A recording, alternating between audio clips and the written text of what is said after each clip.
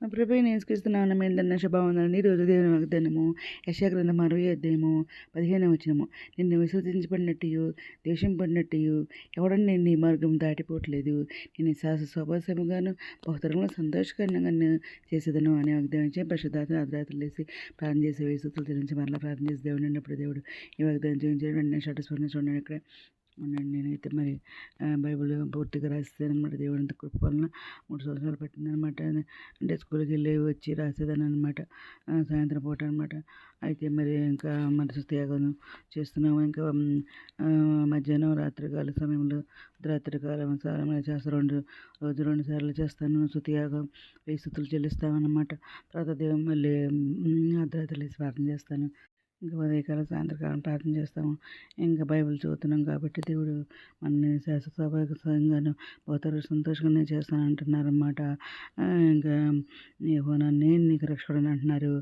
పరాక్రమం గల యాకోబు దేవుడని అంటున్నారు. నీవు మోచకుడన నేను నీకు తెలియబడినట్లు నీవు జనముల పాలు కూడా రాజుల చంటి పాలు త్రాగేది అంటున్నారు. ఇంకా ఇంకా నీ దేశంలో బలత్కరమైన మాట వినపడదు అంటున్నారు. నీ సరిహద్దుల్లో పాడైన మాట కానీ నాశమైన మాట కానీ వినపడదు అంటున్నారు అన్నమాట. ఎందుకంటే ఆయన మనం ఎప్పుడైతే కడగబడ్డామో ఆయన మనల్ని ఎప్పుడైతే పేరు పెట్టి పిలిచారో అప్పుడు ఆయన ముందు ఏర్పాటు చేసుకున్నారు కాబట్టి రక్తంలో కడగబడ్డాము. ఆయన ఏర్పరచుకున్న వారందరినీ ఆయన విడిచిపెట్టే దేవుడు కాదనమాట.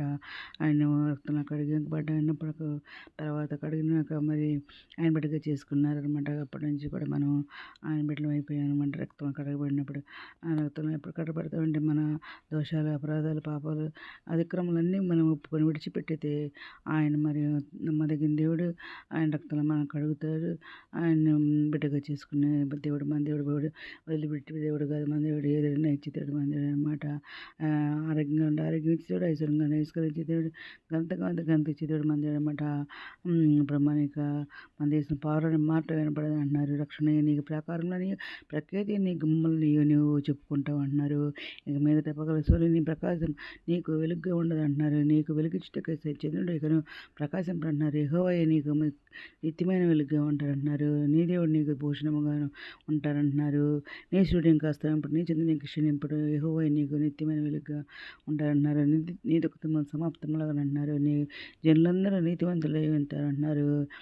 నేను మహింపరుచుకున్నట్లు వారు నేను నాటిన కొమ్మగాను నేను చేసిన పనిగాను ఉండి దేశమును శాస్త్రంగా సంతరించుకుంటారు అంటున్నారు. వారిలో అంటారు అయిన వారు 1000 మంది అవుతారన్నారు. ఎన్నికలేని వారు బలమైన జనం అవుతారు అన్నారు.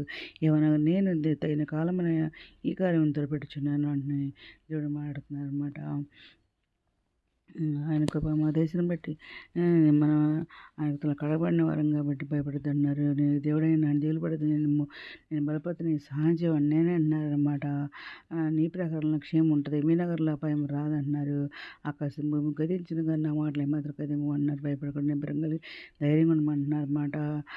నేను తీసుకెళ్ళి చెరలో పడవేసి మరలా నేను తీసుకుని వచ్చి భయపడద్దు తీసుకుని వస్తాను అన్నారు అనమాట. మన మనసు దాని మీద ఆనుకుంటాం మన పూర్ణ చెందగలుగుని నేను చేస్తాను అన్నారన్నమాట. అది మరి దూర ప్రాంతంలో ఉన్న వారికి మరి తెలియజేయమంటున్నారు అనమాట. యెహోవాననే ప్రకటించమని ఇశ్రాయేలు పరిశుద్ధుడనే నేనే చెదరగొట్టినవాడిని, వాడిని గొర్రెల కాపరికి మందలను కాపాడినట్టు కాపాడుతాను అని వాళ్ళకి తెలియజేయమంటున్నారు. భయపడుతున్నారు.